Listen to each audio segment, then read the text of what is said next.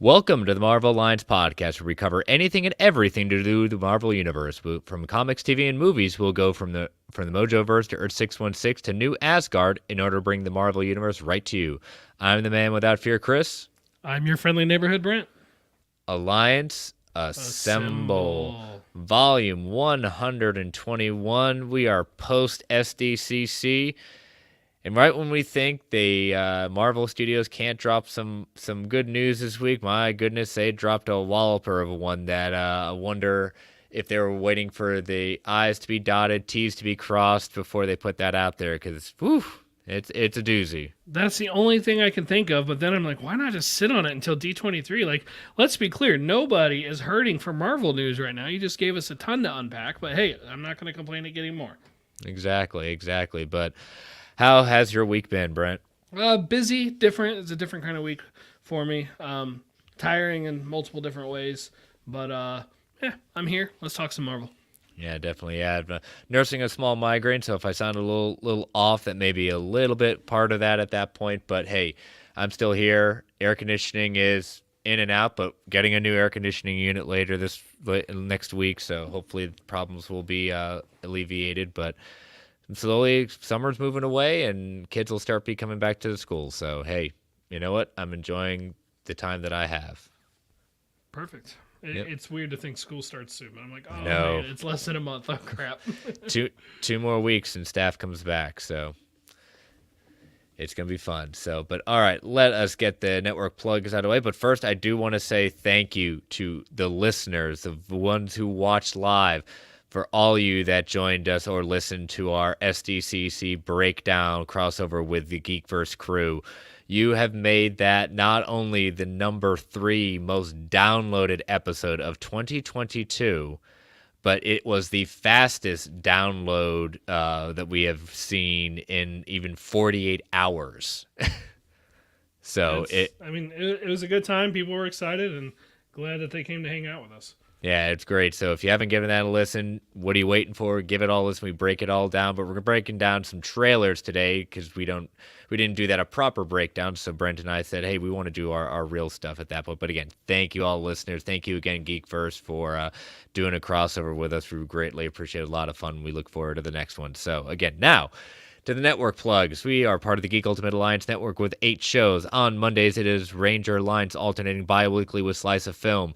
DC Alliance on Tuesdays, Superhero Discussions on Wednesdays, Star Wars Alliance on Thursdays, Marvel Alliance on Fridays, a walk through the multiverse alternating bi-weekly on Saturdays, and my show, World's Finest True Believers, dropping monthly on the last Sunday of the month. I have a new episode.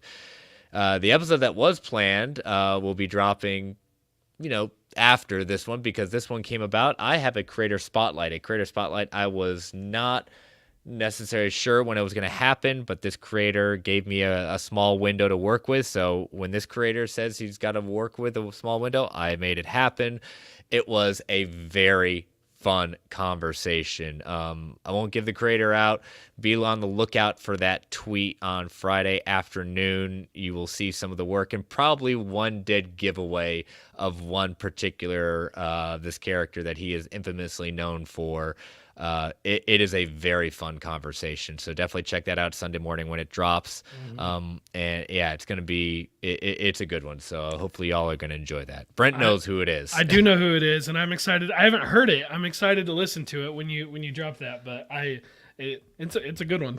Yeah. So. But again, that tease out there. And so we also have a Patreon. So, going back, see, I told you my mind's all messed up with the migraine. So these 3 of these shows go live on the Geekverse Podcast YouTube channel. DC Alliance goes live on Monday nights at 9 p.m. Eastern Standard Time. Star Wars Alliance goes live at 7 p.m. Eastern Standard Time. And Marvel Alliance goes live on Thursdays at 9:10 p.m. Eastern Standard Time. And all 3 of those has a solo feed separate from the GUA feed. If you want to join us on Patreon, we want to thank our patrons. We cannot do this without your support.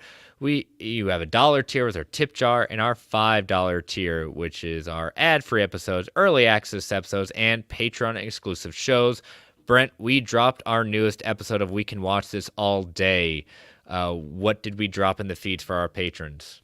Yeah, episode 7, The Avengers, and the one-shot item 47 has dropped. It's out there, so please, listeners, enjoy. Yes, and Brenda's finishing because I forgot to type the item 47 in there. So I hope the patrons, you are enjoying that. If you're not a member of Patreon, please go to www.patreon.com/GUA network and join the GUA Alliance on Patreon. And I do want to emphasize the idea of Patreon. You can get ad-free episodes. We had a review on iTunes that was not too happy. I think it was pretty exaggerated in the sense of how many ads they were listening to. I'm sorry if that person is still a listener. I'm sorry that you felt that you got too many ads. Again, as we say all the time, we don't control the ad or the number of them, but I have assurances from Mr. Snell that the claim of how many ads were dropping in a single ad break was quite exaggerated as he spoke to Spreaker at that point. So again, if you're still a listener, we did read it. We will do our best at that point. And again, we don't control the ads. But if you do like the content and want to do the ads, that $5 is always available so you don't have to listen to them. But again, I understand money can be tight these days. But again, that option is out there. But I'm sorry that the ads were disappointing at that point. Again, don't control, but thank you for your feedback. We do appreciate it. But if you can spare 30 to 90 seconds and you want to rate and review us and give us feedback, hopefully more positive feedback that you're enjoying this content, please go to Apple Podcasts or Spotify, whatever podcast your choice may be. You know, again, proving to you again, we do read it. Right, Brent? I mean, every time. Every time. I've got it set up that it shows up on my RSS feed, so I do read them. There we go. And so last but certainly not least, we want to thank our official sponsor, OrganicPriceBooks.com, for all your omnibus, hardcover, collected edition needs. JP and the crew at OPB have got it going on with all this new final order cutoff pre-orders. The October, I believe the September-October solicits, but we've got the much demanded, much out of print until now, Spider-Man versus Venom, two different covers for the first time ever. This is the DM cover done by Mr. Bagley, and this one is the standard edition cover by Mr. McFarlane at that point. This is the only omnibus that you can get collected with Maximum Carnage. That is the storyline that is contained within this, amongst other famous Spider-Man versus Venom stories. For the first time ever, Nova in Omni format, the Richard Rider years. We've also got some epics, the first collection of the New Punisher series by Jason Aaron, Incredible Hulk by Peter David, Volume 5, the first time ever that has made it to a Volume 5. So Marvel is pumping all these out. Avengers by Jonathan Hickman Volume 2 is finally coming right back into print. Hey, look at this, Brent. Thunderbolts Volume 3. I wonder what could possibly... Funny how that works. Funny how that works. Even though David Gabriel, who is over the collected edition department, has assured many people, despite them thinking it, they do not communicate with the Kevin Feige and the stuff like that. It's just happy coincidence. Mm-hmm. Sure. Well, Sure. I completely believe that. No, really, it is nice that worked out that way. It is nice. Sometimes it's happy circumstances. But if you want to shop there at that point, please use that code MARVELGUA at checkout for $2 off every single order. Again, use it a limited amount of times, $2 off. Let them know you're here. And we want to thank Organics Price Books for being our official sponsor. All right, Brent, let's see. What do we got in the chat at this point? We got Nerd on the Run. Marvel wasn't taking their foot off the gas. Nope. No rest for the weary. All in the game in the chat. Don't like doing some stuff on DC, but literal slate reveal alone was worth to blow them out of the water. Again, I am like these. It's very hard to compare the two. There are two very different states of the game. I'm just happy that DC came and gave us some new trailers at that point. I win either way with whatever they put out there. DC, Marvel, I still win. So I don't. It's very hard to compare the two. It's not a fair comparison. No. I'll leave it at that. Gotcha. All right. So we are going to, as I said at the opening, we are going to do our trailer breakdowns of both Black Panther Wakanda Forever, the teaser trailer, and then the final trailer of She-Hulk Attorney at Law. I don't know if we can call it the final trailer. Didn't something else come out this week? I don't know. I didn't watch it, but some other featurette or something. A feature at that point. But I'll put it out there that this is probably the final full-length trailer of anything new at that point. If for some reason they want to prove me a liar, Brent and I are done looking at trailers for this show. It's my final trailer. We're going to call it our final trailer. So we're going to start with Wakanda Forever. As always, listeners, we are the sound is off. It is in a smaller format, so we don't get sanctioned by YouTube. Get a strike against YouTube. We don't want that. So, all right, Brent, I will hit play. You'll watch the chat, see if anything comes up. Yep. All right, so just starting off the bat, we do get an amazing cover of Bob Marley's and the Wailers' No Woman, No Cry, I believe by the artist Tem, if I'm not mistaken. Brent might want to check me on that. I'm checking as we speak. I think it's very appropriate being... Yeah, you're right, Thames. And Thames, with both Chadwick Boseman and Bob Marley being taken us way too soon. The main characters of this is a very female-focused movie. This will be very female-focused. Good. Yeah. Good. And I hope it pisses off all the right people. I can definitely agree with that. It definitely, even though there is, we've said it last week, a lot of sadness, a lot of mourning, the song does offer hope, and I think this movie will offer us hope. We do see Nakia standing on the beach with what looks to be Mayan temples in the background, placing the location on the shores of Mexico. The headdresses we'll later seen worn by the Atlanteans are definitely modified and modeled after Mayan headdresses. So I'd seen a lot of that, and that'll come with our first appearance of Neymar later on. Really, this song, I'm watching it now, listening on my screen. This song is just beautiful. Especially when we get the remix coming at the end. Oh, I've watched that part. As soon as they grab onto the whale, I want that cover separate too. I need. Have you listened? Like, they released it on Apple Music. Well, they've released her like without the remix in it, like at the end. But it's still a beautiful song. Both songs are absolutely outstanding versions of it. We do see in this scene Queen Ramonda and Okoye entering Shuri's lab with, my guess is, I would like to think that Shuri is probably furiously working on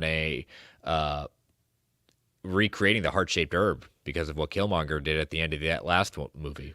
Yeah, I've seen a fair amount of speculation about that. And I mean, it's kind of implied in the first movie that the vibranium caused the herb to develop anyway. Mm-hmm. So presumably there could be other natural occurring instances of it. Or maybe Shuri had some of it in the lab and they just didn't have access to it in the first one. Or, maybe she had studied it and recreating it. It all seems, plus she had access to Bucky. So, you got some super soldier stuff there. Maybe a modified version of it. Yeah. I don't know. There's ways they can definitely go about it. Exactly. Yeah, definitely other ways, but good entering the lab itself at that point. And so we see Queen Ramonda on the throne as the steward, more than in her weight on her shoulders is even more at this point. Here is kind of my guess of what's going to happen with T'Challa. I think they're going to not have him die in a fight. I think they will have T'Challa die of cancer or some ailment just to honor and to bring even more weight to this movie. It's just something about it just seems like I don't know if they would have him die in battle just because, I don't know. They could, but something about it just, I started thinking about it. So what if they had him die of cancer? Yeah, and I don't know if it'll be cancer, but I think they will do something. Cancer might hit a little too close to home for his family. You're right. But whatever it is going to hit close to home. I agree it is probably going to be some sort of illness and not in battle. Mm-hmm. But even if whatever, it's still going to be heartbreaking all over again for all of us. Yes. So this is what I expect to be the funeral of T'Challa. Everyone dressed in white, more of a celebration. I believe Shuri is carrying T'Challa's helmet as Black Panther. I really like this shot. Mm-hmm.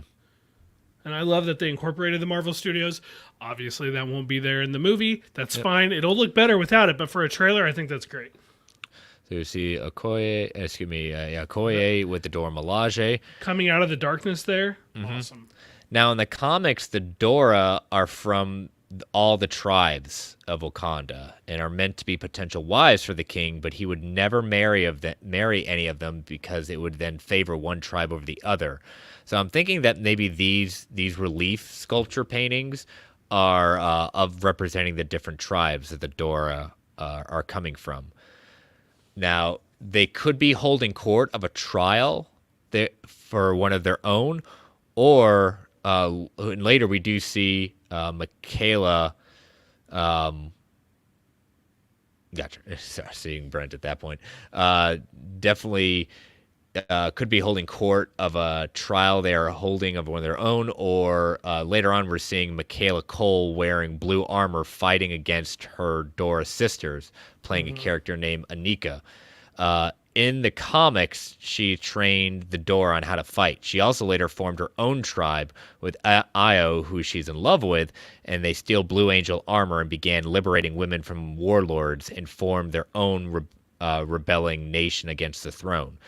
The movie, I think, is going to deal with that power vacuum left by T'Challa's death and all sides vying for the throne. Now, if you ever read, in reading the Wakanda text on the columns, it said this, T'Challa, our hero and honor forever. And on the bottom columns, it said Golden City in Kingsguard. This could be his tomb or an altered council chamber to honor T'Challa. Yeah, when I saw it, I kind of wondered if it would be more the tomb. But yeah, I hadn't considered the council chambers. So, yeah, it's going to be a lot of the parts of this is going to be very, very just heavy stuff. Mm-hmm. So again, seeing a different movie, we see the Queen on the beach as well, which is going to play a lot because I don't know if I've ever thought of.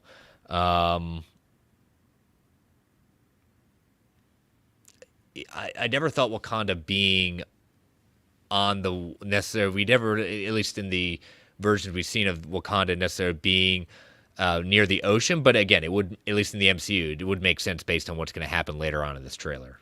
Sure, and I mean, for all we know, she's traveled somewhere. Yep. And so, I mean, but regardless, it's a great shot. It's great to see her.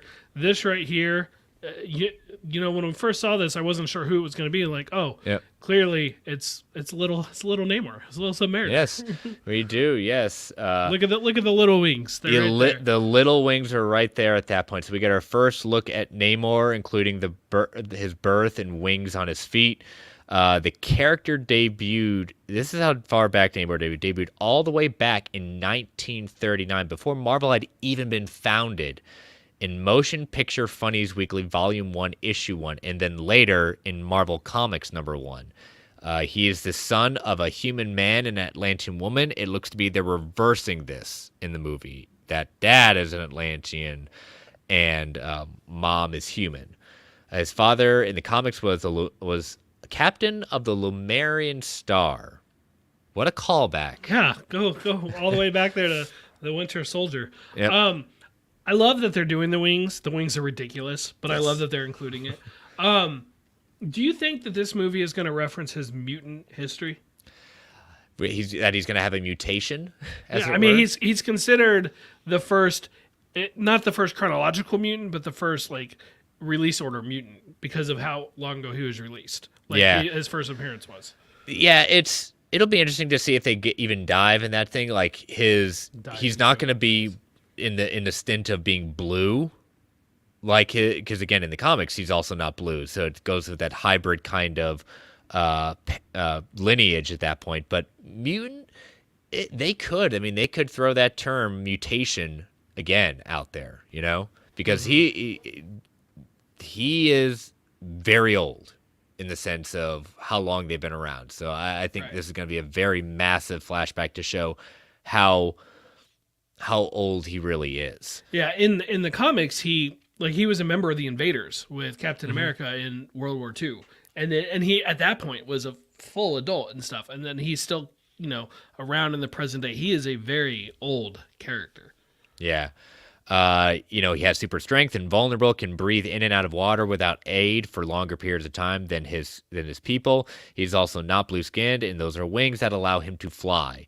He is very arrogant and thinks he's better than everyone else. As you said, he's the first mutant in Marvel Comics. Stanley and Jack Kirby brought him back when Johnny Storm one day finds a super strong homeless man, and then he burns off the beard to reveal himself. They want to get his memories back, and he finds out that the humans destroyed Atlantis and attacks New York, and Sue Storm talks him off the ledge. So keep that in mind, because he also has a thing for Sue Storm. Oh, yeah. And if we're being honest, she has one for him, too. That's true, too. He also goes back and forth a lot between villain, anti-hero, antagonist, and hero. I think, as my theory will continue to hold, that he's not going to be willingly going after Wakanda. I think something's going to be manipulating behind the scenes to go after Wakanda. I mean, in general, he doesn't always do like good things, but ultimately he does come down on the side of good, like when it matters. But yeah, like there's an antagonistic relationship there between, well, Atlantis in the comics, we'll see about in the movies, and Wakanda. Yeah, and again, there's going to be some very big changes coming for Neymar. You know, Atlantis is more of a hidden tribal home rather than an underwater city, and so they're trying to quote unquote distance themselves from Aquaman in comparisons, which I think is probably a good move. Mm-hmm. I mean, why do it? Like, Aquaman was visually a stunning movie, you know, really interesting. Jason Momoa does great in the part. Mm-hmm. Don't even try to, like, there's no reason to. Like, just don't do it. Yeah. We see Atlanteans riding humpback whales, I'm guessing, at this point, which is pretty awesome. Mm-hmm. We see this ocean rig out there and wonder what they're trying to either unearth, Atlantis, or my guess is I think this is an ocean rig trying to mine for vibranium. Vibranium to me makes a lot of sense. I kind of wondered, like, throwing it out there, it's like, who are these people? Are they Americans? Like, I couldn't find any way to identify them. Are they Latvarians? Like, it's like, what? Mm-hmm. Where does this come from? Like, I actually don't think they're probably Latvarians. They don't look like Doombots to me. But I am curious who this group is. Yeah, especially, you know, again, the juxtaposition of the scenes.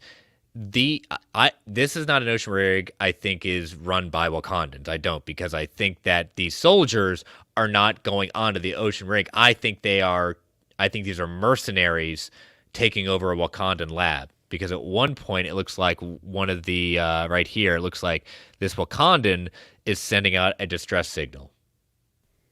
Yeah, okay. I think you're right about that. And later on, I'll point it out too, we see Okoye and the Dora Milaje try to rescue them. So that's why I don't think this is the same scene in going into taking over the ocean rig.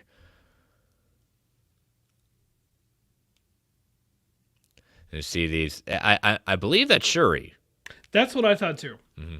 I thought the same thing every time I've watched it. So this is a council chamber flooded with water. So we know this takes place at some point. I'm positive that's Shuri. It looks. I mean, that looks like her haircut in this. Yeah. So we get our first look at Dominique Thorne as Riri Williams in the Wakandan lab, and so this is going to be her first appearance and introduction to the MCU. She will later be seen as Ironheart, and so she first appeared in Invincible Iron Man Volume 3, Issue 7. She is a genius and gained early entry into MIT.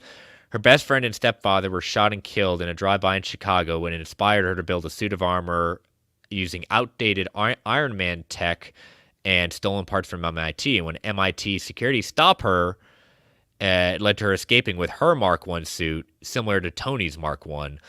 And she has been seen on T-shirts using a diamond-shaped arc reactor, which the style is like he had in Endgame.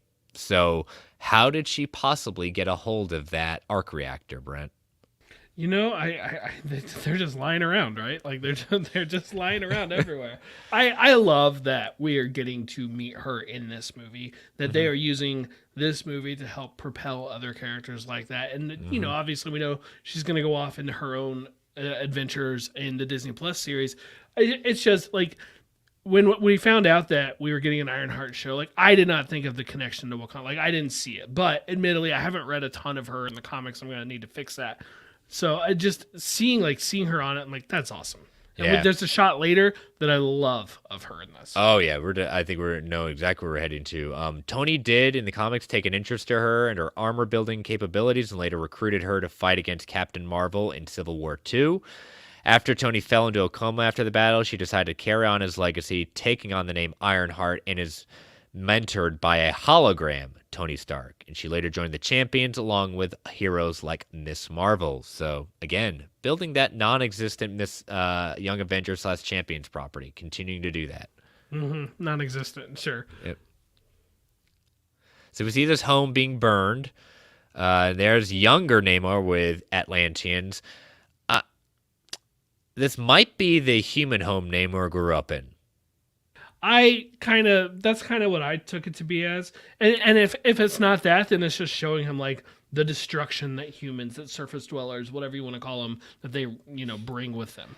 And especially that would keep with the comics, because in the comics, when they found out who Neymar was, and neighbors didn't like who Neymar is, what he represents, burning it down. So that would be kind of comic accurate at that point.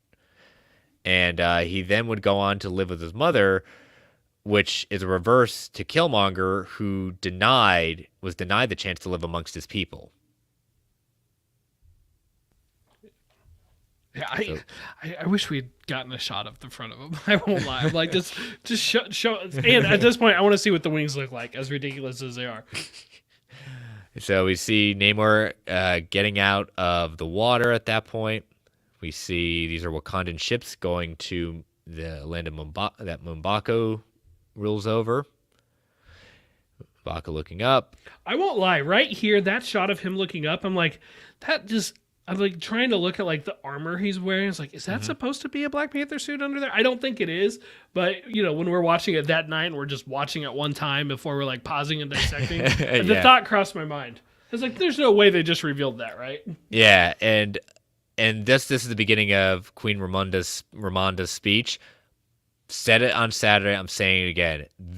Every time I hear the speech, it just gives me goosebumps, because again, she is giving the performance of a lifetime in this movie. Just this speech alone is just. I mean, Angela Bassett is an amazing actress, but my goodness, you feel the pain, you feel her anger, and you feel her desperation at this point. You do, but there's one line. There's one thing she says here that we gotta question. My entire family is gone. Right there. You think that scene is in the blip? Could be. Very much could be. Unless it like Shuri goes on some sort of arc where like she betrays Wakanda. I cannot fathom that happening. Or they would actually kill Shuri in this as well. Again, I can't fathom that happening. But we know Shuri got blipped, right? So I actually don't remember the status of Ramonda if we were told. But presuming she didn't get blipped, that maybe that scene takes place during those 5 years. Yeah, and so we get the billboard in Wakanda of T'Challa at that point. It kind of is also it made me a nice callback to also Far From Home. Yeah, I could see that for sure. Yeah, Peter there looking at the mural of Tony. Mm-hmm. And in Wakanda, what it's saying there is the Panther King lives forever in us. Yeah, I'm not surprised they worked that in. I'm glad to see it, and I'm glad they put it in the trailer. Yeah, so these are the Atlanteans. The breathing apparatus is there. There's a headdress I was referring to. Here we get our first look at, Everett Ross. So looking like he's got a purpose. And here we go. Riri building her armor, slamming out what will be the Iron Heart. At 136, there actually is a decent front shot, by the way. Maybe mostly set right there of Namor. And you can see the wings. Yeah, see the wings at that point. I know the captioning is blocking it up for us right now, but you know why he's not moving? He's invulnerable. He don't care.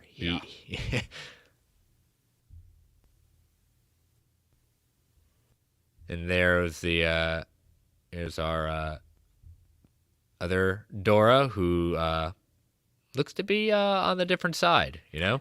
It's certainly questioning there. Yeah, because there's some door on over there too, so she may have been dividing the group. I'm sure I'll be excited for whatever they do, but I'm kind of hoping that one, at least one of the show on Disney Plus related to Wakanda is about the Dora. Yeah, and I wanted to say, like, you know, Wakanda being flooded has comic precedent. In Avengers versus X-Men, Neymar launched an attack on Wakanda to free imprisoned mutants by launching a tidal wave to take out the main city. That's when he was a member of the Phoenix Five, right? Yes. Pretty sure he had a fifth of the Phoenix Force. He did. Yeah, he does at one point. But yeah. So Wakanda being flooded, Okoye holding her ground. Here we've got our first kind of face look at our Namor. I wish I could pronounce his name. I will not do it justice. But he looks great. He looks amazing. Absolutely outstanding job. Okay, this is what I was talking about here. This is a Wakandan lab, not the ocean rig. I'm almost convinced of it. Yeah. So gotta love that throne he's sitting on. As he floats down or sinks down towards it, I guess. Mm-hmm. What a great shot jumping down. And here we go, ladies and gentlemen. We've got a Black Panther out there. But who is it? Who indeed? Listeners, be very, very, very careful. You might want to mute some Lego. You might want to just mute Lego altogether.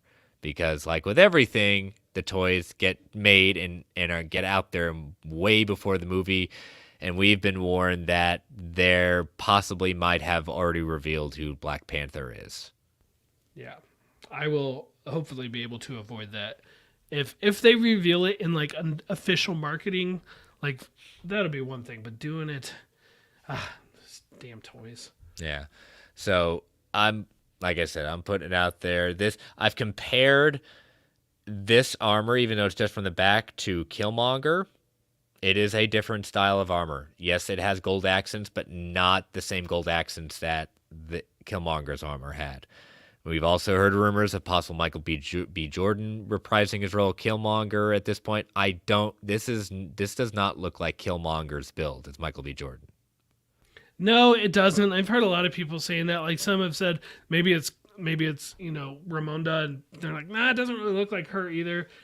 Is it Shuri? Well, Shuri seems a little skinnier than that. I don't know. Nakia's is the front runner in my opinion. It would be interesting. That would be, everyone's kind of saying it's got to be Shuri. It's got to be Shuri. It doesn't have to be Shuri. It doesn't have to be. Some people would like it to be. It'd be comics accurate if it was at one point, but it very much could be Nakia too. So we'll just have to see. Or hey, Okoye. Okoye, I would love that. I've also thought M'Baku would be pretty a fitting one for like in story. Like, I mean, he was fighting for that right and stuff. Felt like that would be a pretty good one as well. But that doesn't look like M'Baku to me either. So Wakanda forever. Still got to wait a while. November. I think. What's the date, Brent? Official date? Oh, let me just switch to that real quick. It is November 11th, 106 days away. Yeah, all in the game. Yeah, don't want it to be cancer. Please no. Again, I even though I put it out there, I understand it's very on the nose. May be viewed as insensitive. I could definitely do that. It's just a theory I've had poking around in my head. So, all in the game, much prefer practical water scenes and compared to Aquaman's CGI version. Says also hope Aquaman had a lot of practical in it as well. Oh, it did, yeah. Like, I don't want to just totally discount Aquaman's practical scenes there. Really, I mean, you know that there's going to be so many comparisons between those two when that comes out.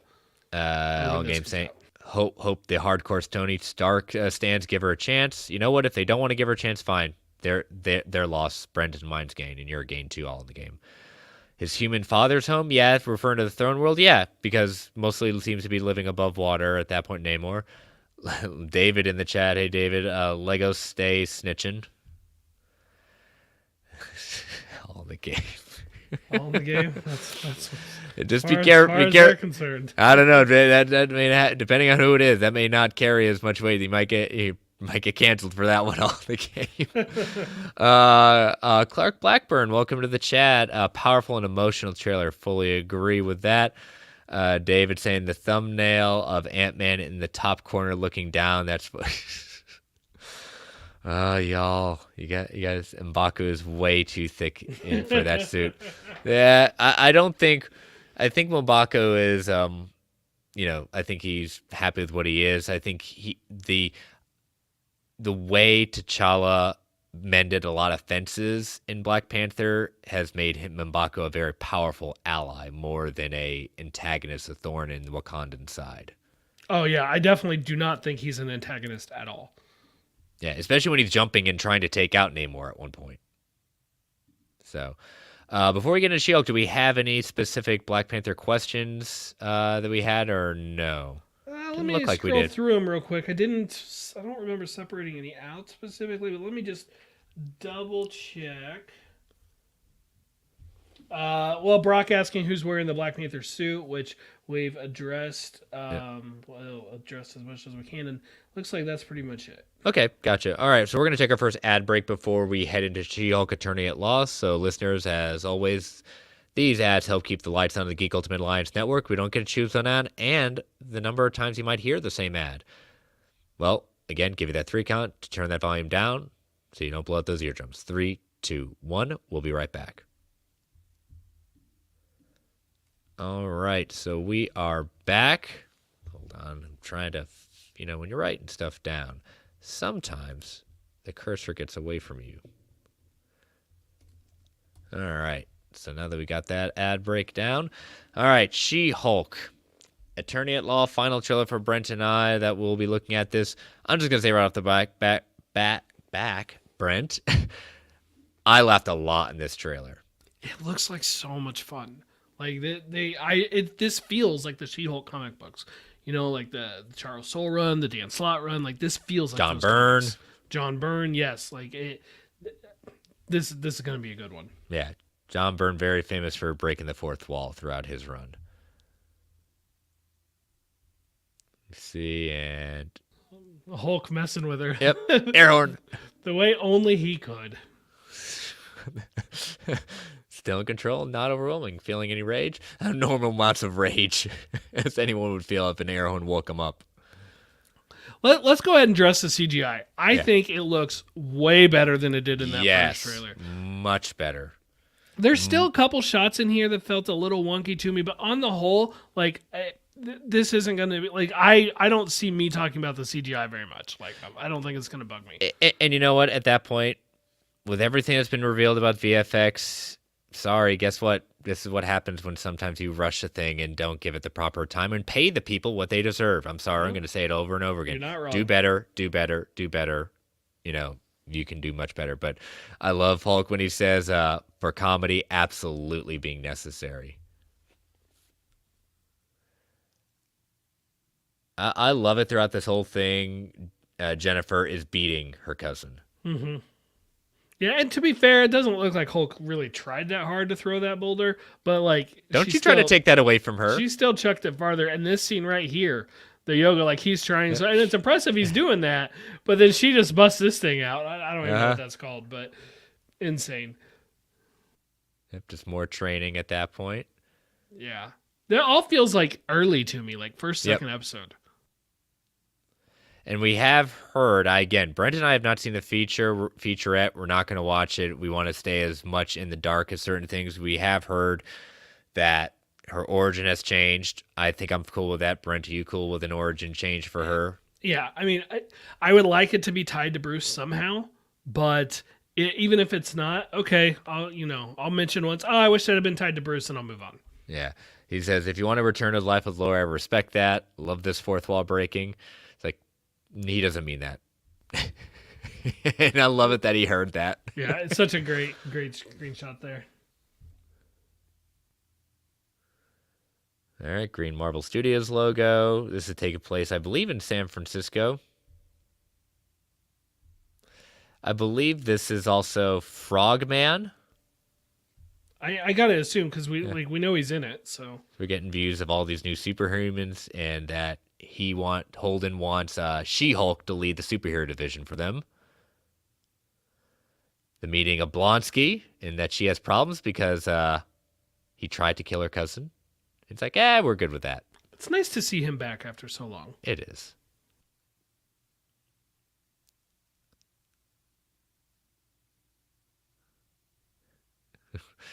And then we get another look at Titania. Yeah, it'll be interesting to see her. Like, I really only know her from The Good Place, which Same is here. obviously going to be a very different role. She does say that there will be, she's heard some of the pushback against her costume. She says, just wait, it will make sense when you watch it. That's why, again, I don't get too bent out of shape about things until I see it in context. Yeah. I love it when you got to turn it out. Oh, I really love this outfit. But I have seen the aftermath of this where she is still in that courtroom, back to Jennifer in basically a tattered kind of. Yeah, I've seen that after. So this court scene, she will be reverting back and continuing on with the case, it looks like. Right after this, we get another fourth wall break. Yep, I'm not proud of this. Yep. August 17th, so we're sticking with the date. And this was, in the sense, I heard he was going to be in this, but I'm still kind of like, all right, Wong, you're Nick Fury at this point. You're showing up in everything. It's Wong's universe. We're just living in it. Yep. So what could he possibly be seeking She-Hulk for? Obviously, I think it's in regards to Blonsky, but what could he be seeking her out for? That is a really good question. I've been thinking about it, and I have not come to any kind of satisfactory answer for me. But it's like Doctor Strange's sidekick, which, okay, in the comics is effectively what he is. He's more than that. Here, it's the Sorcerer Supreme. Why is he going to this being that is effectively a being of science? Like, where's the connection there? I'm very interested to see when that comes about. Yeah. The Book of Ashanti? No, the Book of American Laws. Love it. Very tongue-in-cheek. I like it how he says, whether you like it or not, you're a superhero. So this, we talked about the first time we saw it, this, I believe, is the MCU's version of the Wrecking Crew. Such a goofy group of villains. Very much. For a goofy show, why not? So, Jennifer going out at that point. Oh, look who we got. Look who it is, back again. Good old Damage Control. Yep.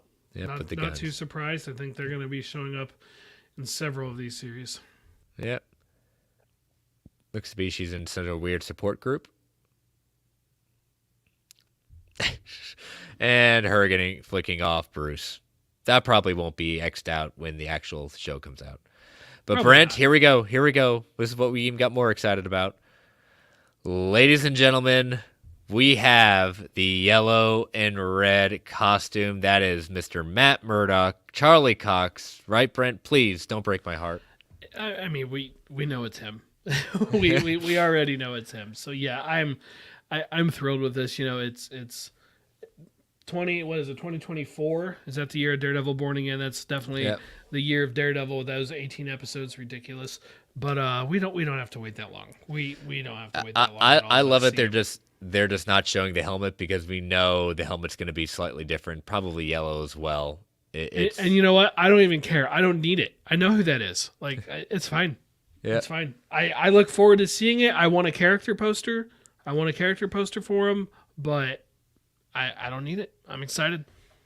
Yeah, it was one of those just cool moments. I didn't think they would actually do it, but it was a heck of a stinger at the end, you know? I will say, and I think I said this before, if he's only in one episode and it's only for a couple minutes, I kind of wish they would have held it back. But if he's in most of an episode, then I'm fine with it. How about this? We get to see him as Daredevil and then as Matt Murdock in the courtroom.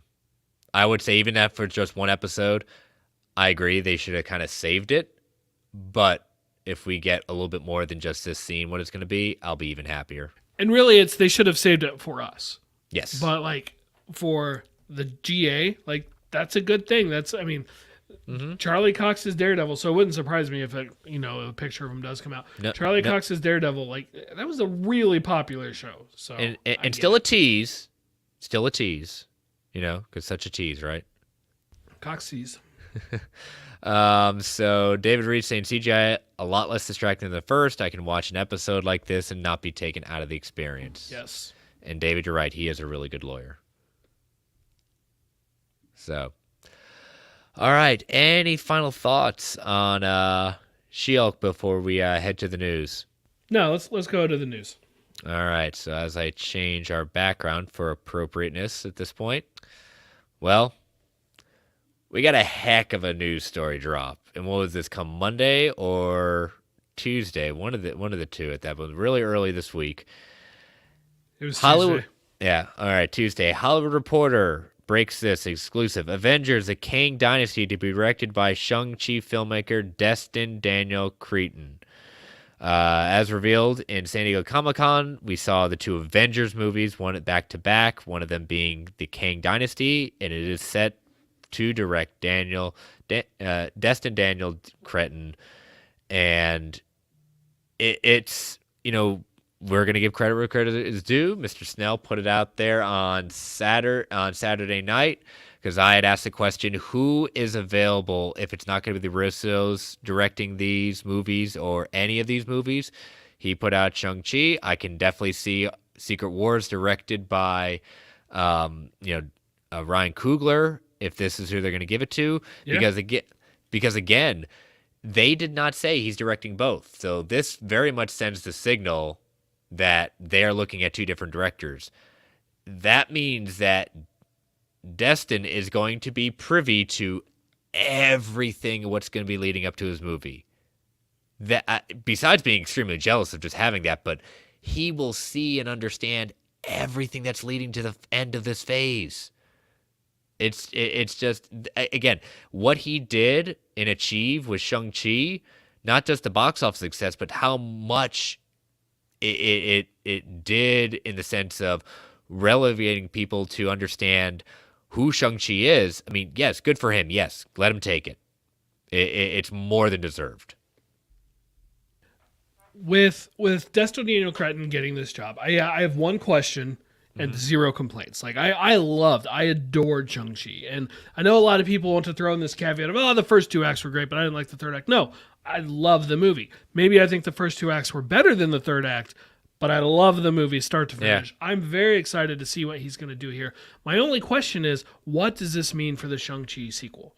That's my only question at this point, because I want that sequel. I want to live in that corner of the Marvel world some more with Cretton at the helm. So we'll see, but you got to hope that this means a good showing for Shang-Chi in the next Avengers movie as well.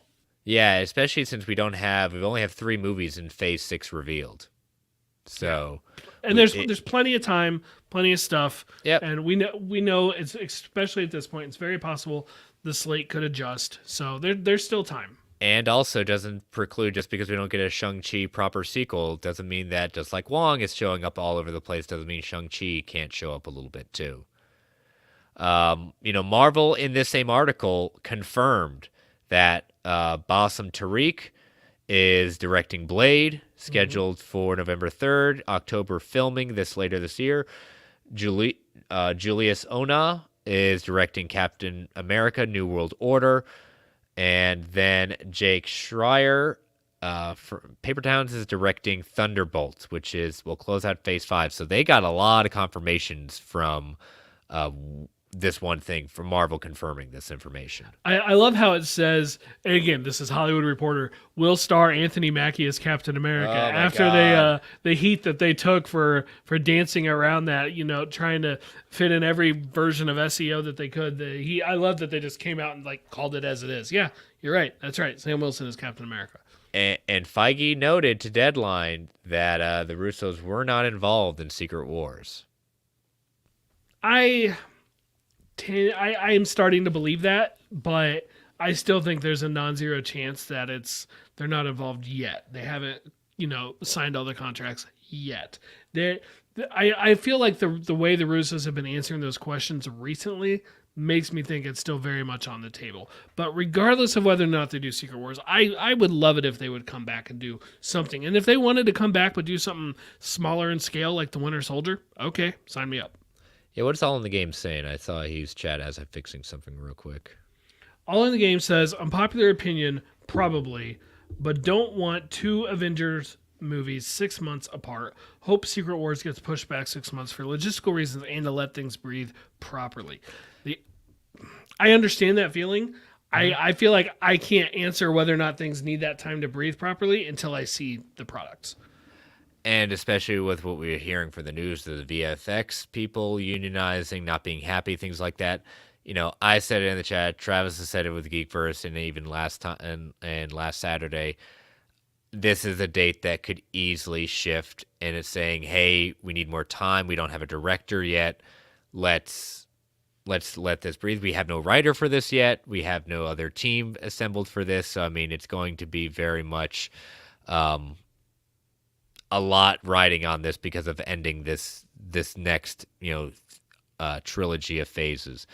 The biggest question I have about that is the May release date, or late April for Infinity War and Endgame, has been really, really good to the Avengers. Mm-hmm. Like I am a little surprised that they would let that go when the last two Avengers movies, $2 billion movie for Endgame, right? $1 billion plus for Infinity War. I am surprised that they would just let that slot go for November. Which, don't get me wrong, they have had success with the November slots. But not like this.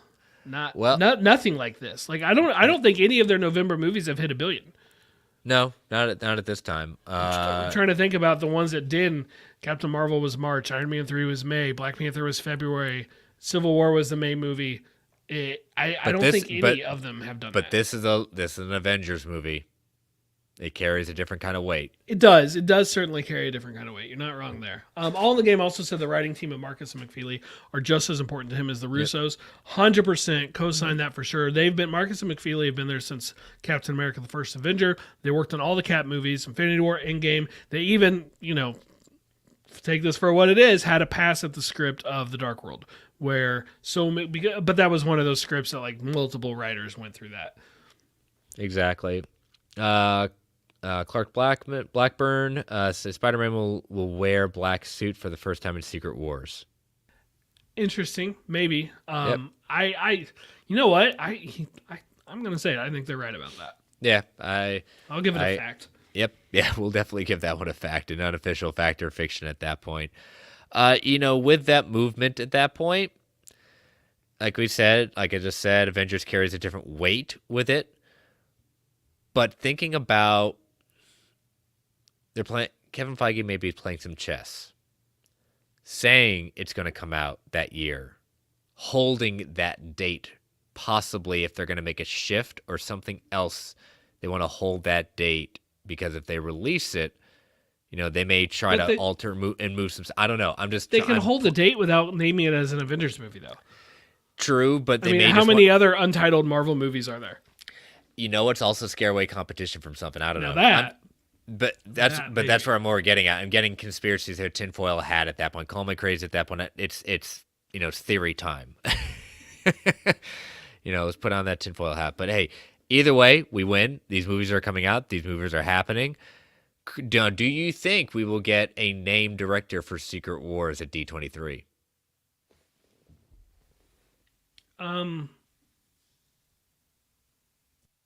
I'd like to think so, but honestly, I don't. I don't. I feel like I'm really just basing this on 2019, but to me it feels like D23 is going to be more about the Disney Plus side. Like if you look at those like Phase 6 slates Fantastic and stuff, Four. There's an awful lot of like openings for Disney Plus shows. They're shows because they don't have dates. They're just like spring 2024, May 2025, or whatever the case is. Like they don't have hard dates. All in the Game. Black Panther 2 will be the first $1 billion November movie. Probably. A lot is there, but all right. So we last minute added the story just because it kind of gained a little bit of traction as it was put out. So this is coming from comicbook.com's Phase Zero podcast. Spider-Man Disney Plus show producer clarifies the MCU canon confusion. The producer, Brian Winderbaum, addressed what this canon issue is going on with Spider-Man, the freshman year series, where it sits. We talked about it last week. A lot of people were saying, we're reading between the tea leaves, but we would like some official word. Well, we've got the official word from the horse's mouth. He says that the film follows a pattern that you see in Captain America Civil War, but because of things that happen in the multiverse, small changes from the MCU Spider origin fans know, like Norman Osborn showing up in Tony Stark's place, are made. He goes on to say, down to Peter getting the broken Blu-ray player from the trash, and he walks into the apartment for the famous moment where Tony Stark is waiting for him to offer the internship to take him to Berlin. But because of things that happen in the multiverse, because of a new random occurrences, it's not Tony Stark waiting for him, it's Norman Osborn that sends his life in an unexpected trajectory that collides him with unexpected characters from the Marvel Universe, including Daredevil.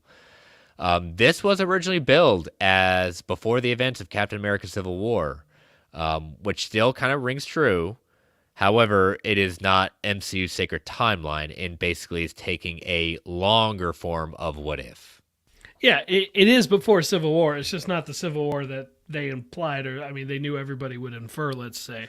And you know what? I like this because it is letting them touch on these other characters without having to come up with some convoluted reason for why a Norman Osborn did not, warrant any kind of mention of, oh, I've met one of you before from Peter, from Ned, from MJ.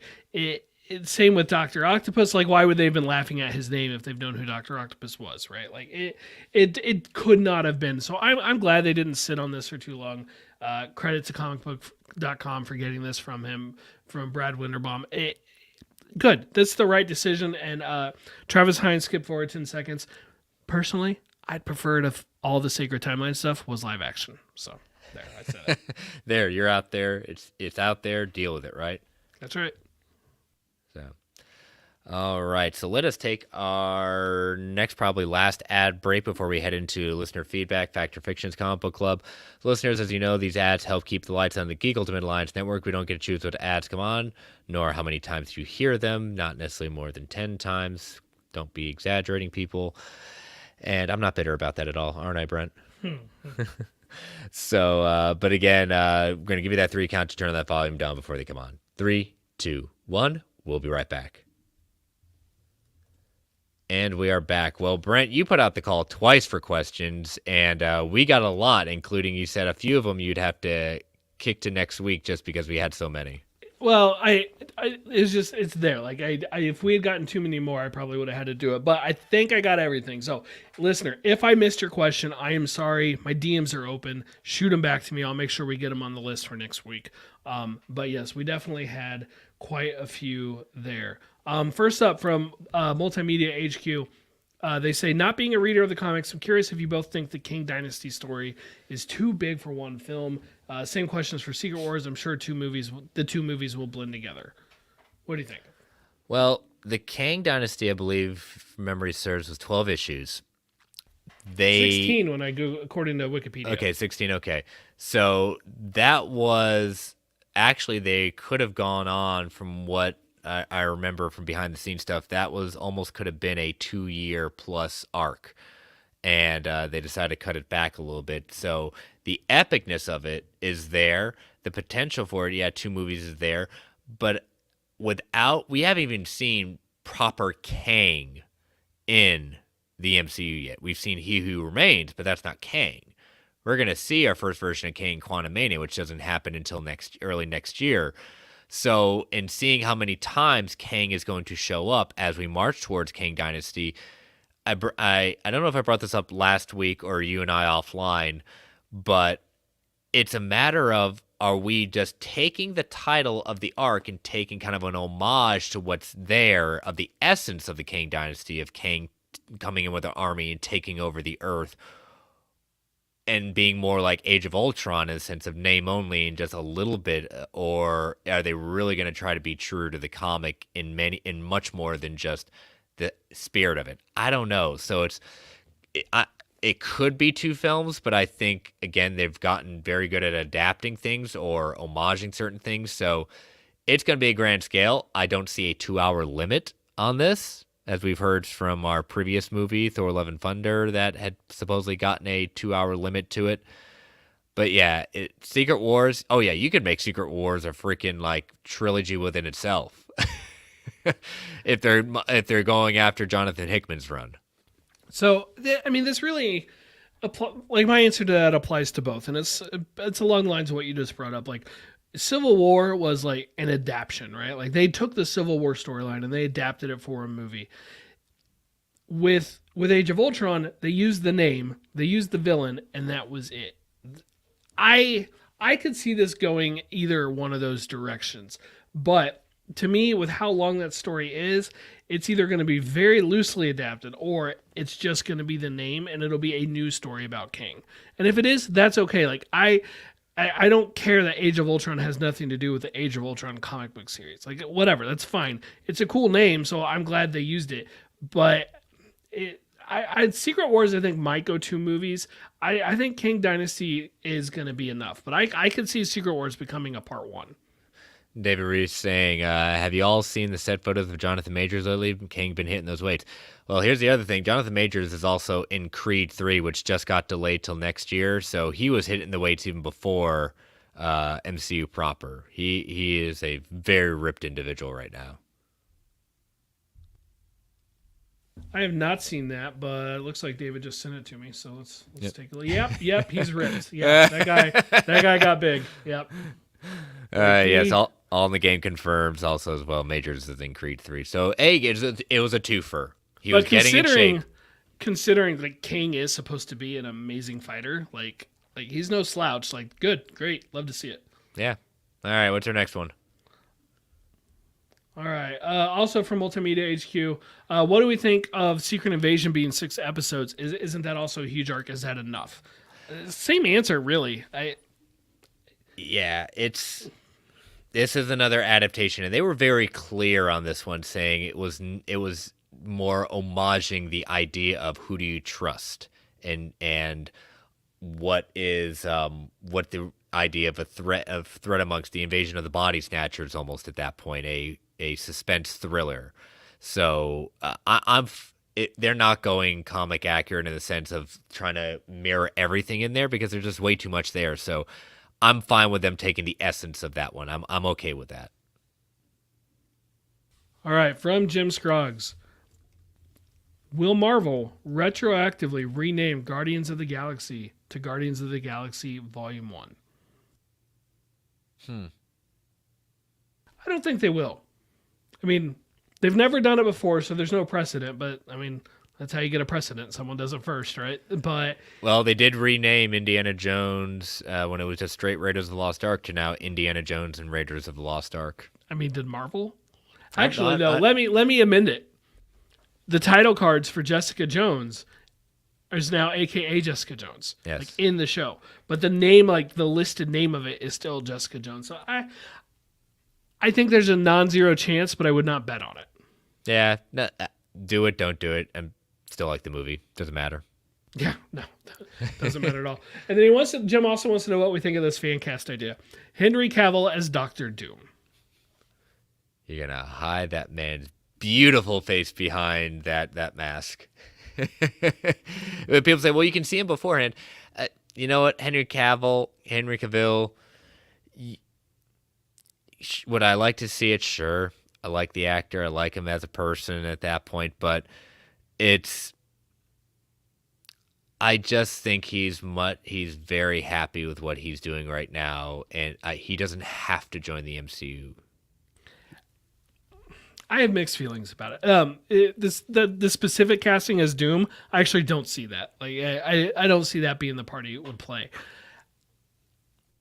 There's a lot of baggage that comes with Henry Cavill, and frankly, I don't think the MCU needs it. And it's not his fault, but it's still attached to him. And so, it's not fair. It's probably not fair of me to say that, but it is how I feel. That said, if we found out that he was coming to the MCU, well, I would laugh at a bunch of cultists. I'm not going to lie. And it would still be pretty interesting and cool because I do like the guy. Like, I do like him. Like, my complaints about the movies he has been in have never been him, just to be clear. True. Yeah. So it'll be interesting if that happens. I will say this. I think we might see him in something related to comic books again someday. I'm not convinced it'll be Superman. And I'll leave it with that. Sure. All right, what we got next? All right, from Phase Demon 25. What will Midnight Suns be released as? A movie, a series, or a series? And who do you think should play the main characters? Fan casting, I'm horrific at. Yeah, I'm same going to go ahead here. and say that. So I won't be able to answer that very well. No, and I think what you and I have done earlier, or at least Travis and I have done, who do we think would be on the Midnight Suns? So if I could remember the episode, I could be lying. I could just be having migraine hallucinations at this point. But I know we've talked about like characters on the team, but fan casting, yeah, that one we're probably gonna have to revisit it as if and when that gets closer. So sorry, we fail you on that one, but I think we can answer the first one. Yeah, I think it's going to be a movie. I think, Blade presumably, Moon Knight probably. Like, I think you're going to have a cast that could warrant a movie. I think just the sheer visual effects would be amazing to see on the big screen. Ghost Rider just on its own. So, but yeah, I say movie as well. All right, Fanboy Clay. Preface this with, I tweeted today, are we going to get a Daredevil hallway scene in Daredevil Born Again? Right? Daredevil's coming to the MCU proper. Are they going to keep the hallway scene tradition alive? Fanboy Clay says, when is your prediction, assuming there is one, that it would take place, the hallway scene? The beginning of the series, the middle, the end, first season? Like, when do we think we'll get it? Jeez, with 18 episodes, it's not when we get it, it's how many we get. I mean, with that many episodes, we could get... I mean, you're right, we could get a couple. But I'm going to answer it, episode 4. That's what I'm feeling. Episode 4. I don't know why. That's just what I'm going with. I will take you go specific, I'll go with beginning. So if it's 18 episodes, you break it into thirds or fourths, however you want to put it. First third, we see it. Oh, you're still right there with me then. Yep. So, all right, DC Outlaw. With Daredevil being a solid 18 episodes, besides Spider-Man, what MCU originating characters do you think will appear in the show, and who do you want to appear in the show? Doctor Strange. Oh, I like that. Yes. It's still existing in New York. Still, they could have a quick run in. I'm not saying they have to go supernatural at that point, but there is a lot of precedent for supernatural stuff being the Daredevil Netflix series. Let's throw some little Doctor Strange in there. So Wong. Hey, you know what? Wong. Let's Wong, bring Wong was my answer for who I think will. I legitimately think it'll be Wong. Like, Wong is showing up. Like, he's been around too much not to. Like, I legitimately think that. Who do I want to appear? Realistic? Yeah, you're right, Wong. Who I'd like to see something street level, like other street level characters. So give me Moon Knight, right? Moon Knight would be great. Let him have a run in with Sam. Or with Bucky, something like that. And you know what? Yes, give me a little bit of the trope. Like, let's watch Bucky and Daredevil throw down for a couple minutes before they team up. Like, I'm totally fine with that. All in the Game throwing in a question at us saying, should both holiday specials have been in Phase 4 slate? It's interesting. You're right. Those were missing being called out. And so was the I Am Groot thing. Like, clearly, like, the idea of, like, what is truly, like, the phase, like, part of the saga is different. I don't know. But... they didn't like the I Am Groot, like that wasn't, we didn't see that pictured either, and that comes before She-Hulk does the week before. And yes, for the record, I am planning on watching it before work that day and getting up early.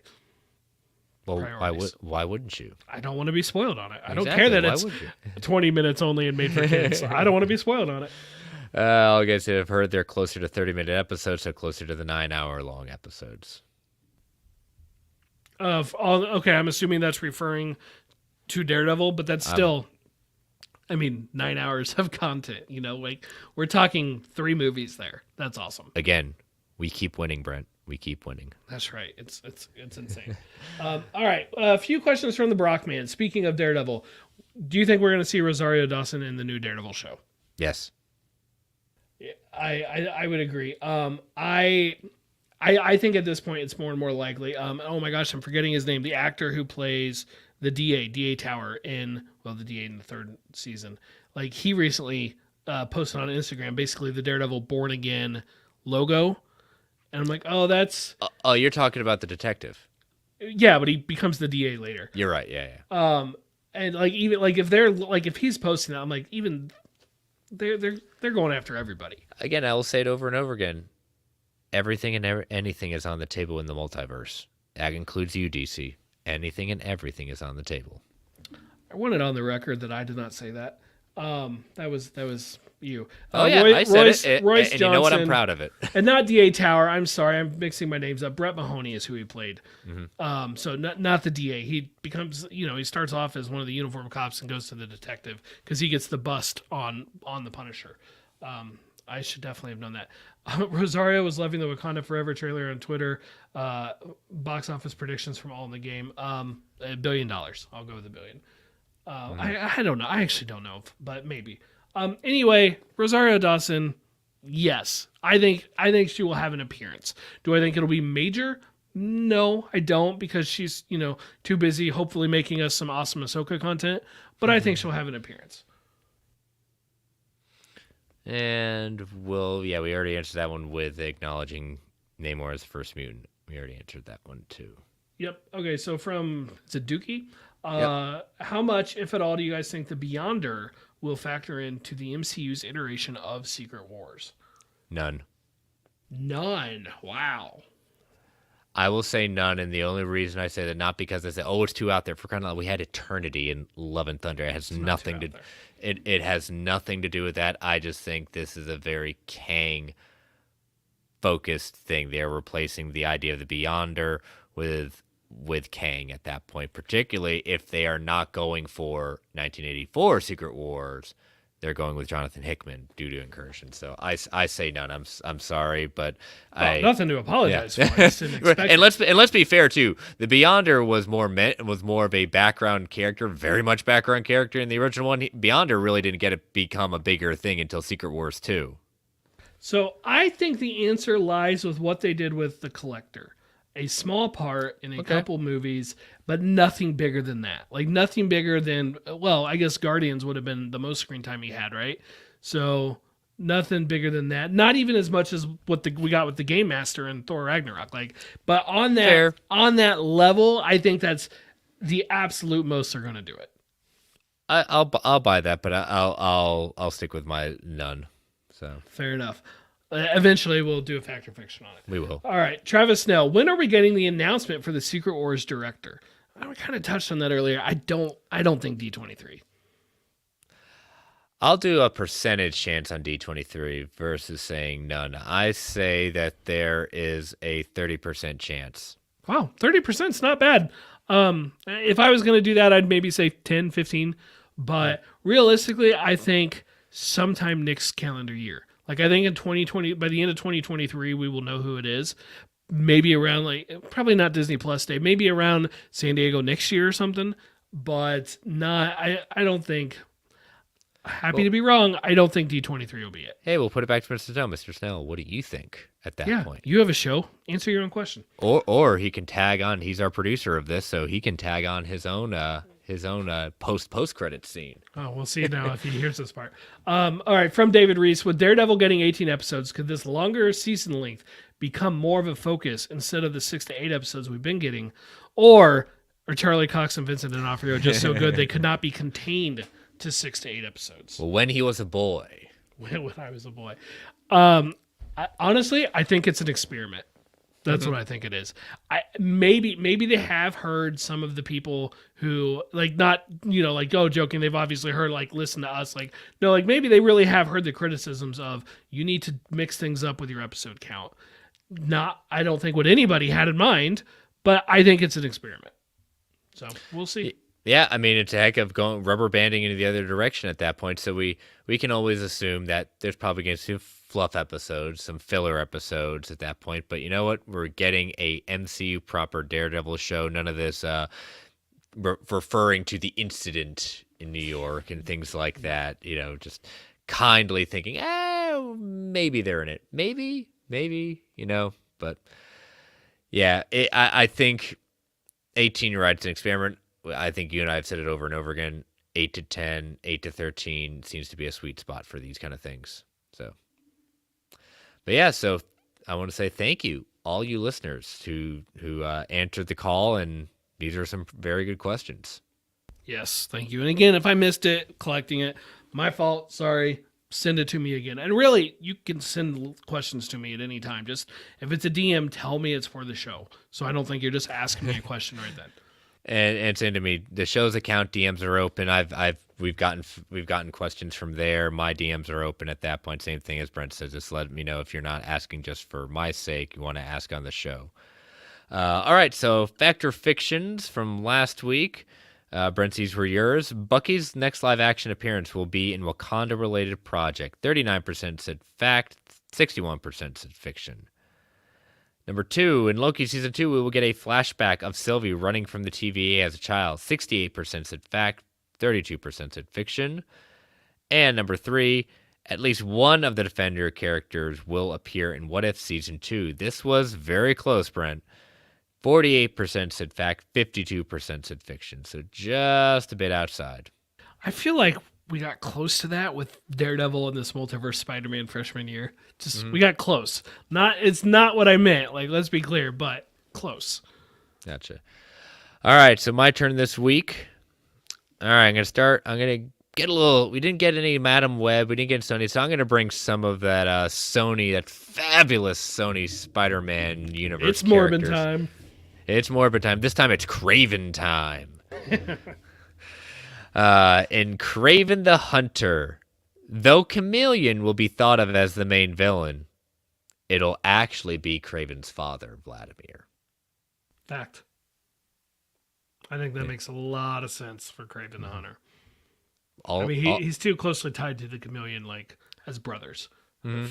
Especially when he might be the one manipulating Chameleon in the background. Yep. So, yep, I'm a fact as well.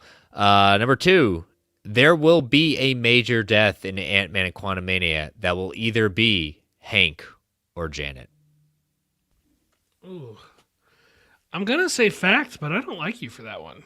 I don't want that. I didn't like writing it, but I had to you had just to because do it, though. I would have written it, and if I had thought it. Yeah. Yeah, it's going to be a fact. I think it'll happen. Yeah, I think it'll land harder with Hank, being that we just got Janet back and we haven't got time to really get to know Janet. So that could be part of the tragedy for Hope. You know, she just got her mom back, and then boom, she's gone again. Yeah. And my last one, and I kind of put this out there last week, but I wanted to make an official fact or fiction with this. The Thunderbolts will not necessarily be the MCU's version of the Suicide Squad, but instead they will be positioned as the premier superhero team, since at that time there will still not be an official Avengers team. Fact. I definitely see that happening. And that's kind of like, sort of fits their comic origins, right? Like they were pretending to basically be good guys, you know. I think you're onto it there. Because especially, and I can't remember who pointed it out in the cast, it might have been Snell, it might have been Kirkland or Taylor, especially being how the logo font looks. Very Avengers-like, just with cracks. It is very similar, yeah. So, fact. Oh, the game saying Russell Crowe forgets which universe he's in and does his Greek accent instead of Russian one. Muddled Greek accent? Maybe. Muddled? Kind of like a choice. It was a choice. Yeah, just like his singing was a choice, and there's that. Yep. All right, so I will post those Sunday afternoons, so make sure you pay attention, let your voices be heard when those come out.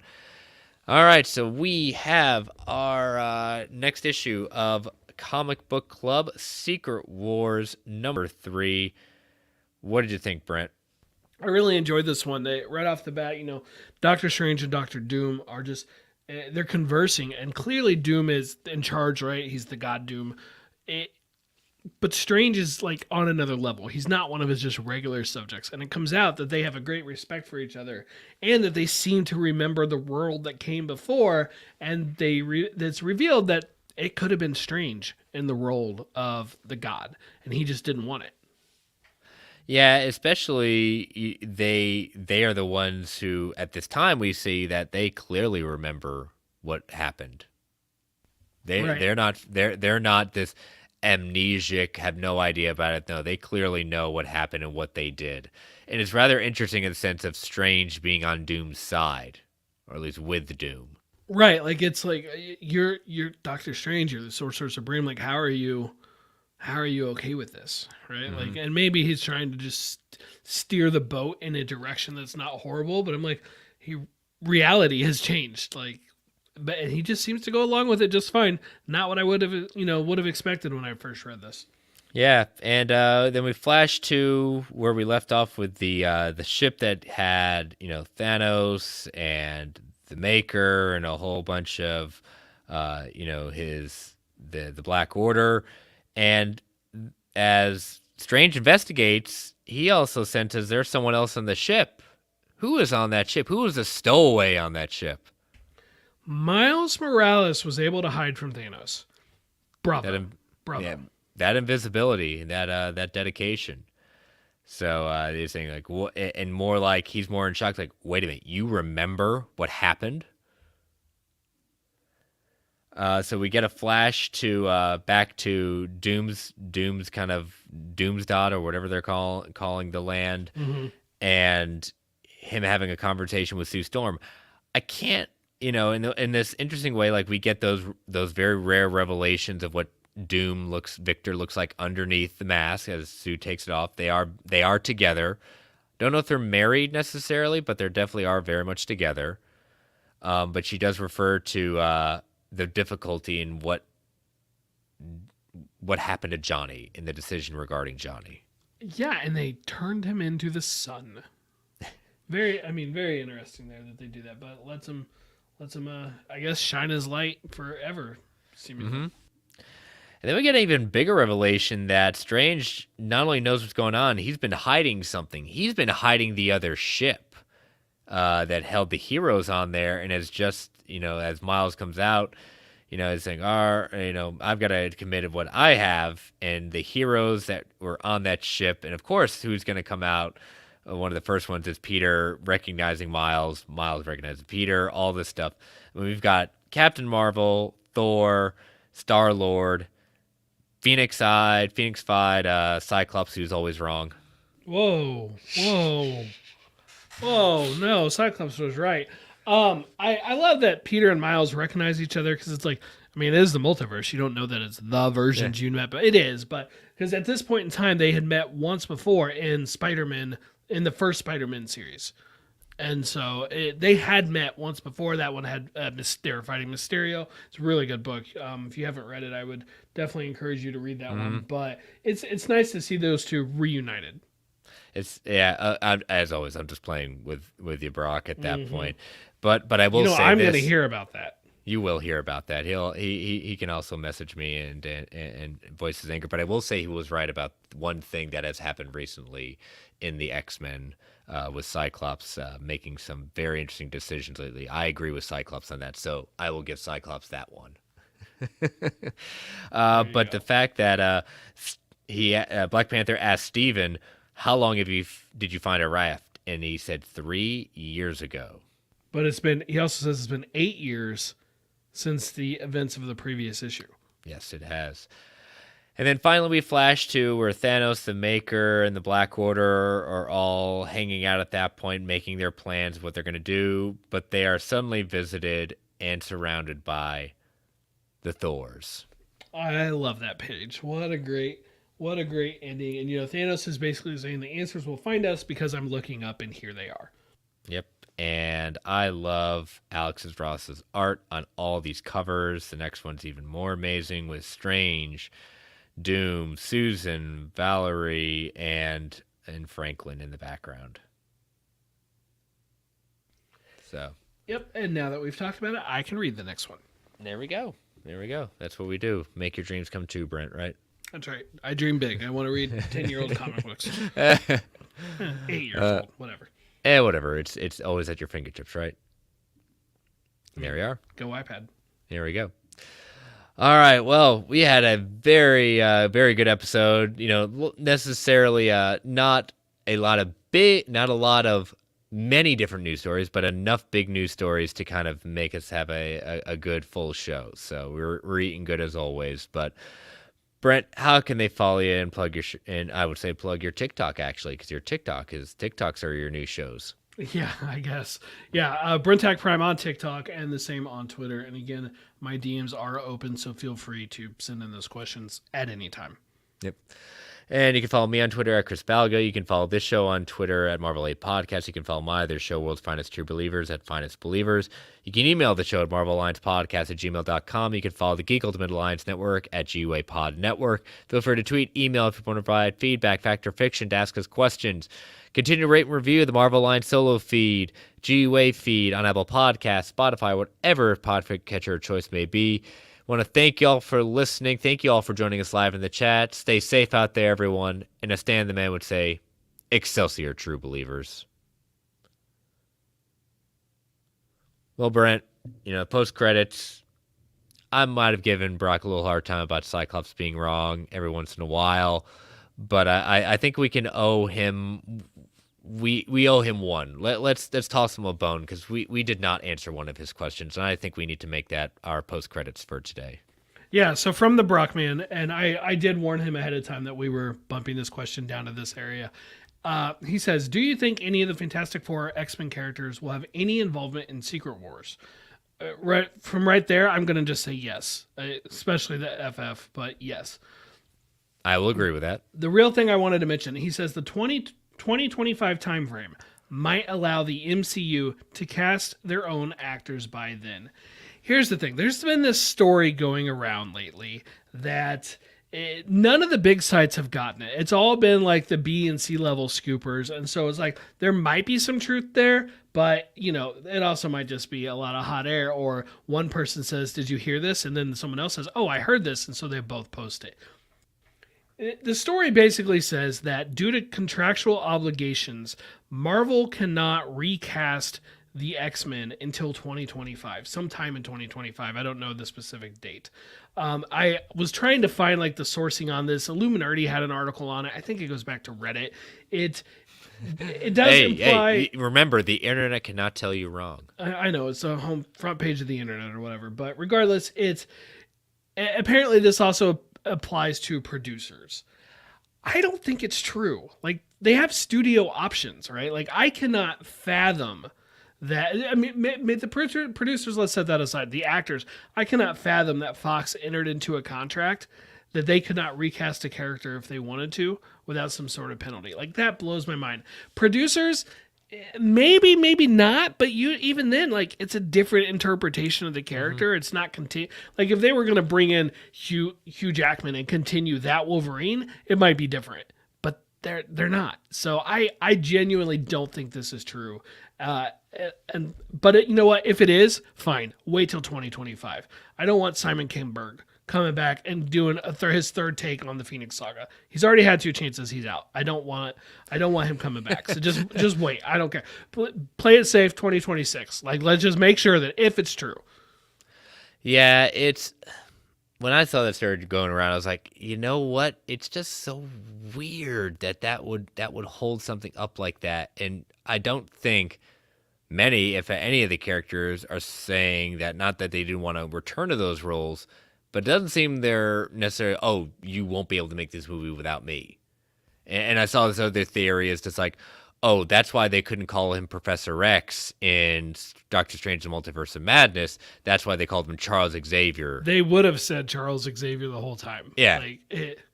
Even Reed, did they say Mr. Fantastic? I thought they said Reed Richards of the Fantastic Four. Yeah. Yeah, I think so too. And Black Bolt, they gave his whole name. They were doing full names for them. Well, not for Captain Marvel. Yeah, it's just very weird, and it's just oh, this is an explanation of why we haven't seen them in Marvel yet. Again, we have Phase 6 that only have 3 movies confirmed. I think one of the other ones we're going to see confirmed, hopefully at D23 officially, is a date for Deadpool 3. This would also be something that they could do the first X-Men movie in Phase 6, leading into more of a mutants-focused Phase 7. Have you seen any of the Fox X-Men cast talking about coming back and saying I would still be interested? I think I saw something from Sophie Turner and maybe the girl who plays Psylocke, whose name escapes me, sorry. Outside of those two, I don't think I've seen anyone. Yeah. I guess Ryan Reynolds, if you want to count that, but... I mean, Hugh Jackman's joked, but mostly in the sense of joking with Ryan Reynolds. Yeah. Yeah. But like, So- as Nicholas Hoult said, I want to come back and be the Beast again. You know, it's one of those things like they'll always get randomly asked about it, and sometimes they'll say yes, sometimes they'll say no, but you tell like they're not necessarily holding out hope. They're just saying it to kind of get people going, like Krasinski on Jimmy Fallon. Yeah, which, for the record, that clip now makes me think it's more likely he's still going to play Reed than I did before. Like, that's my takeaway from it, is it's more likely, or it's still in conversations. Like, it's not, I don't think he's out of the MCU just yet. Yeah. Well, last thing before we end this post-credits, all in the game, how would it be received if Secret Wars ends with the variant T'Challa ported over to the main universe before the multiverse collapses? Honestly, I think it'd be okay. Yeah, I think a lot of people are going to view Wakanda Forever as a funeral for Chadwick Boseman's T'Challa. I think it'd be okay. Yeah. And remember, Secret Wars led to a big reboot in the Marvel Comics. The Secret Wars could lead to a big reboot of the Marvel Cinematic Universe. It could. Very much. And then Feige says, I'm out, I'm done, I retire. And we thank him for his service. Yes, exactly. But all right, hope you enjoyed that post credits. Hope you enjoyed our answers to your question, Brock. And as always, we'll see you next week.